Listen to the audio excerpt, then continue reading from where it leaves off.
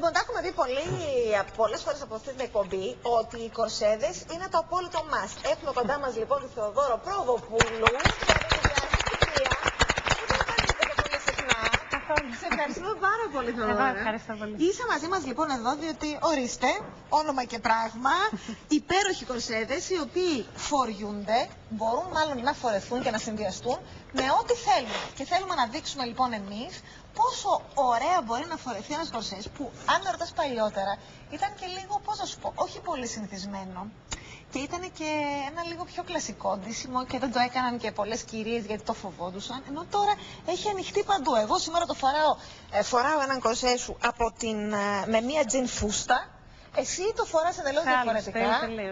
Το δικό σου είναι λίγο πιο ρομαντικό, θα μπορούσε να πει κανείς. Το προσωπικό δικό μου στυλ είναι όντως πιο ρομαντικό, αλλά όπως πολύ σωστά λες, ένας κορσές μπορεί να φορεθεί με διαφορετικά αξεσουάρ και ρούχα και να δείξει κάτι τελείως διαφορετικό. Λοιπόν, πρώτη φορά δείξαμε κορσέδες. Μας το είχε κάνει η Έλενα Γεραχάκη λοιπόν αυτό το θέμα, νομίζω. Μαζί το είχαμε κάνει η Έλενα, που δείχναμε πώς μπορεί να ενορθώσει και ένα στήθος το οποίο μπορεί να μην είναι και τόσο. Μπορεί να είναι και προβληματικό. Πλούσιο. Δεν λέμε προβληματικό, δεν λέμε προβληματικό. Καμία φορά. Λίγο πιο ελαττωματικό να το πεις. Γιατί δεν το λες σύντομο.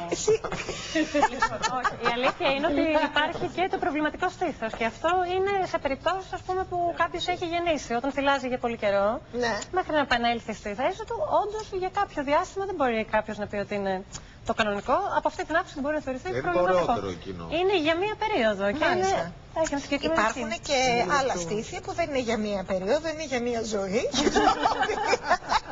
Και τα οποία μπορεί να μην είναι, εν πάση περιπτώσει, τόσο εντυπωσιακά όσο αυτά το μπούστο της ρούλας χάμου, αλλά όμως και εμείς έχουμε ψυχή και με τους κορσέδες πραγματικά την ανορθώνουμε με έναν τρόπο. Το μπούστο της ρούλας χάμου είναι turbo boost. Δεν υπάρχει. Συνθέξω μπορώ να πω. Λοιπόν, πάμε τώρα λοιπόν να δείξουμε τι κορσέδες και πώς μπορούμε να φορέσουμε αυτούς τους κορσέδες που μας έχεις φέρει εσύ. Χρησιμοποιώ ως ένα πολύ καλό παράδειγμα και ξεκινάμε από εκεί. Ωραία. Εσύ τώρα φοράς έναν κορσέ, αυτά στη διεθνή γλώσσα λέγονται waist cinches. Είναι οι κορσέδες οι οποίοι αφορούν μόνο τη μέση, δεν επηρεάζουν το στήθος.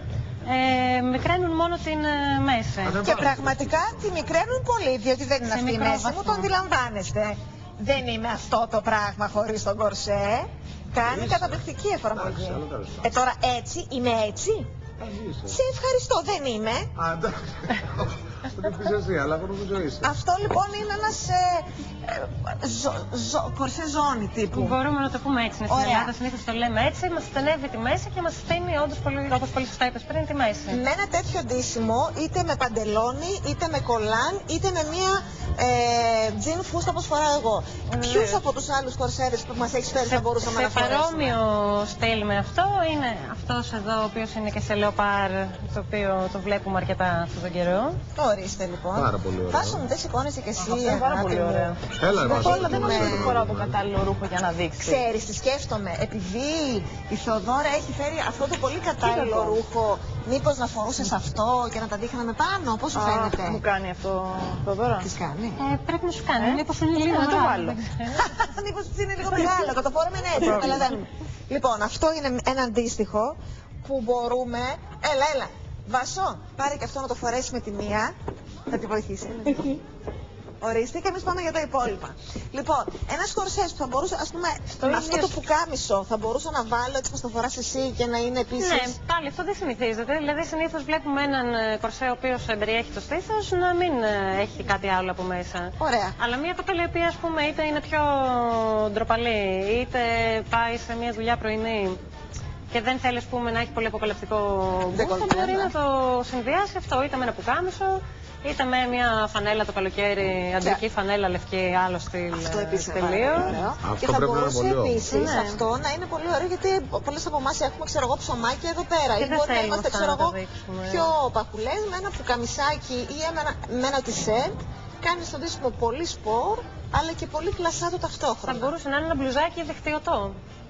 Που να είναι δηλαδή και αποκαλυπτικό, αλλά να μας βοηθάει να κρατάμε τα χεράκια μας μέσα από πολλές κυρίες το επιθυμούν αυτό. Εγώ ένα τέτοιο κορσέ θα μπορούσα να φορέσω με μια τζιν φούστα. Σαφέστατα. Αυτός ο κορσές με μια φούστα μαύρη καλή ή με μια μπλε φούστα καλή θα έδειχνε ένα πολύ διαφορετικό αποτέλεσμα από ότι φορεμένος με ένα τζιν. Με το τζιν μας πάμε στο μπαρ και πίνουμε το ποτό μας.